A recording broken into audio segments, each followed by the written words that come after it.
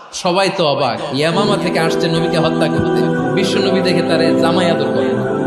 একদিন নয়, 2 দিন নয়, টানা 3 দিন বিশ্বনবী এভাবে সুমামার কাছে যেয়ে যেয়ে ইসলামকে প্রেজেন্ট করতে আরম্ভ করলেন, ইসলামকে উপস্থাপন করতে শুরু করলেন, আর তাকে চমৎকার এন্টারটেইনমেন্ট আপ্যায়ন দিতে আরম্ভ করলেন। টানা 3 দিন যখন ইসলামের দ্য বিউটিজ অফ ইসলাম, ইসলামের সুমহান বাণী সৌন্দর্য তার কাছে উপস্থাপন শেষ, তাকে আপ্যায়ন শেষ, বিশ্বনবী বললেন সাহাবাদেরকে, যাও এবার সুমামার হাতের পায়ের রশি দুটো খুলে দাও।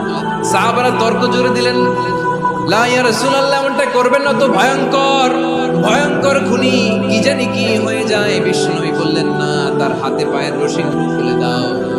সাহাবারা বিশ্বনবীর কথা মতো তার হাতে পায়ের রশিগুলো খুলে দিল।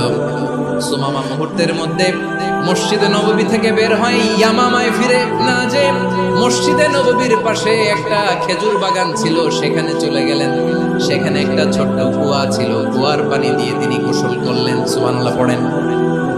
কুয়ার পানি দিয়ে গোসল করে মসজিদে নববীর সামনে এসে বিশ্বনবী এবং সাহাবাদের সামনে দাঁড়িয়ে সাব্বাবা উঁচু করে বললেন, আশহাদু আল্লা ইলাহা ইল্লাল্লাহ ওয়া আশহাদু আন্না মুহাম্মাদান আবদুহু ওয়া রাসূলুহু।